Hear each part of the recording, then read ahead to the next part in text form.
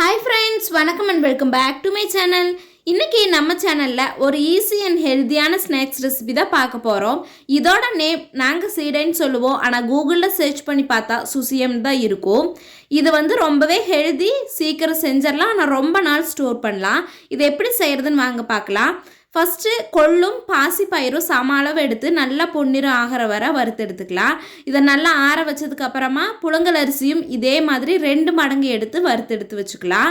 இது மூணையும் ஒரே ஜாரில் சேர்த்திட்டு தருதருப்பாக இருக்கிற மாதிரி பொடி பண்ணி எடுத்துக்கணும். ரொம்ப நைஸாக பொடி பண்ணக்கூடாது. பால் நம்ம செய்யும்போது பொடிஞ்சு போயிடும். அதனால கொஞ்சம் தருதருப்பாக இருக்கிற மாதிரி பொடி பண்ணி எடுத்துக்கலாம். இது கூடவே குழந்தைங்களுக்கு கிடைக்கிற சத்து மாவு இருந்ததுன்னா சேர்த்திக்கலாம். பட் இது இல்லைனாலும் ஆப்ஷனல் தான். இதை சேர்த்தனோம்னா கொஞ்சம் இனிப்பு அதிகமாக கிடைக்கும். சாப்பிட்றதுக்குமே கொஞ்சம் நல்லாயிருக்கும்.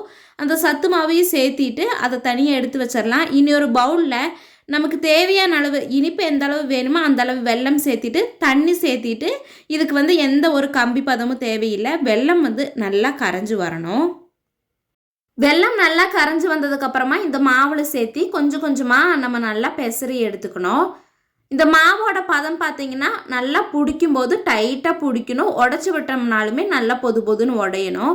அதுதான் கரெக்டான பதம். ஆனால் பால் செய்யும்போது நல்லா டைட்டாக இருக்கணும். இப்போ எல்லா பாலையுமே கரெக்டாக செஞ்சதுக்கப்புறமா இதை தனியாக எடுத்து வச்சிடலாம். இன்னொரு பவுலில் மைதா மாவு சேர்த்திக்கலாம். இது கூடவே கொஞ்சமாக உப்பு, ஏன்னா ஸ்வீட்டுக்கு கொஞ்சமாக இனிப்புக்கு உப்பு சேர்த்தும் போது நல்லாயிருக்கும். உப்பும் மஞ்சள் தூளும் சேர்த்திட்டு தண்ணி ஊற்றி இதை நல்லா கரைச்சி எடுத்துக்கலாம்.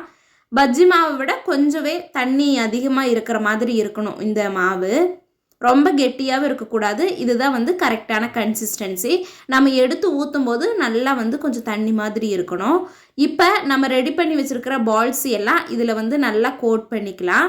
அதுக்கப்புறமா நல்லா எண்ணெய் சூடாக இருக்கணும். நல்ல எண்ணெய் சூடானதில் போட்டோம்னா தான் கரெக்டாக வரும். வெடிக்காமல் இருக்கும், உதிர்ந்து போகாமல் இருக்கும். இப்போ ஒவ்வொரு பால்ஸாக போட்டுட்டு நம்ம அடிக்கடி திருப்பி விட்டு எடுத்துட்டோன்னா இந்த சவுண்டு ஃபுல்லாக கம்மியானதுக்கப்புறம் எடுத்துடலாம்.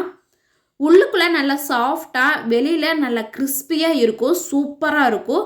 மறக்காமல் நீங்களும் உங்களோட குழந்தைங்களுக்கும் வீட்டில் உள்ளவங்களுக்கும் ட்ரை பண்ணி பார்த்துட்டு எப்படி இருந்ததுன்னு கமெண்ட் பண்ணுங்கள். வீடியோ பிடிச்சிருந்ததுன்னு நினச்சிங்கன்னா லைக் அண்ட் சப்ஸ்கிரைப் பண்ணிக்கோங்க. தேங்க்ஸ் ஃபார் வாட்சிங்.